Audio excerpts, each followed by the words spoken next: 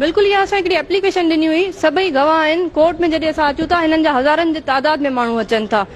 Honourable court आहे, ही कोई तफ़री गाह न आहे जो ही एतिरा माण्हू वठी अचनि था ऐं कोर्ट रूम जे अंदरि वेही करे ही सेल्फीज़ कढनि था, कॉर्नर गैदरिंग्स कनि था।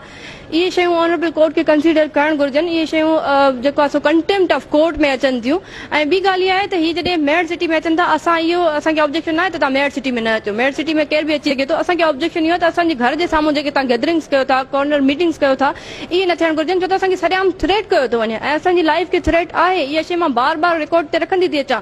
हिन महिल बि मां इहो वाज़े कंदमि त जेकॾहिं असांखे को बि नुक़सानु थिए थो, उनजी ज़िम्मेदार पाकिस्तान पीपल्स पार्टी, हिननि जा 2 MPs ऐं सिंध गवर्नमेंट हूंदी, छो त असांखे हरास कयो थो वञे, असांखे मेंटली टॉर्चर कयो थो वञे। जॾहिं असां कोर्ट में अचूं था, हज़ारनि जे तादाद में माण्हुनि खे असां क्रॉस करे वञूं था, ही छा मैसेज ॾियणु था चाहिनि? कोर्ट में वेही करे सेल्फीज़ कढी फ्रंट सीट ते वेही करे ही छा था मैसेज ॾियणु चाहिनि? त ही अदालतुनि खां मथे आहिनि?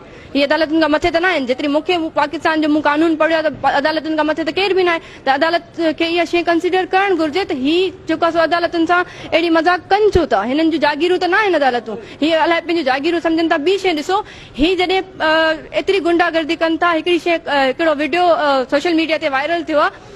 सिंध असेंबली में इहे साॻिया ई जवाबदार जेके कातिल आहिनि, उहे ॾिसो था त अपोज़िशन लीडर्स अगरि जेकॾहिं तव्हां आर्ग्यूमेंट्स कयो था, ॻाल्हायो था, सेशन आहे, तव्हां पंहिंजी राय इख़्तिलाफ़ात तव्हां रखी सघो था, पर जॾहिं हिननि वटि जवाबु न हूंदो त ही विढ़ण ते अची वेंदा आहिनि। तव्हां ॾिठो आहे रिसेंटली बुरहान चांड जी जेका वीडियो वायरल थी आहे, त ही विढ़ण ते अची वियो आहे। सो इहा ॻाल्हि आहे त मां पाकिस्तान जी न्याणी आहियां, पाकिस्तान जी गैरतमंद बादशाह रवां मूं सां गॾु बीठी आहे।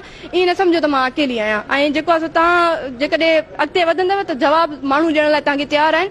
ऐं जेको आहे सो इहा शइ जेको आहे सो रिकॉर्ड ते अचणु घुरिजे त ही कहिड़े क़िस्म जूं हरकतूं कनि था। ही इवन अदालतूं हुजनि ऐं सिंध असेंबली हुजे, हर जॻह खे पंहिंजूं जागीरूं ठाहे करे वेठा आहिनि। हिननि जूं जागीरूं न आहिनि। इहे ॾिसो, मूंखे उमेदु आहे अल्लाह जी ज़ात में ऐं पाकिस्तान जी अदालतुनि में। मां हिकिड़ी न्याणी आहियां ऐं हीअ जेके ॾिसो असां जेको ट्रायल हीअ हले थो, जेके प्रॉब्लम्स खे असां फेस कयूं था, ज़ाहिर आहे हू पाकिस्तान पीपल्स पार्टी जा सिटिंग MPs आहिनि, कोई आम माण्हू न आहिनि जिन जे ख़िलाफ़ काई FIR कटियल हुजे।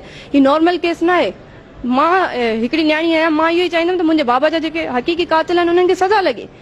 ही इन्वॉल्व आहिनि, इहो मां साबित करण जे लाइ तयारु आहियां। अॼु बि आर्ग्यूमेंट्स कया आहिनि, असां पंहिंजा सभु दलील ॾिना आहिनि ऐं इंशाल्लाह अॻिते बि असां जेके एविडेंसिस आहिनि प्रोवाइड करण जे लाइ तयारु आहियूं। बसि पाकिस्तान जी अदालतुनि ते बार बार मां चवां थी, मूंखे यकीन आहे इंशाल्लाह असांखे इंसाफ़ मिलंदो।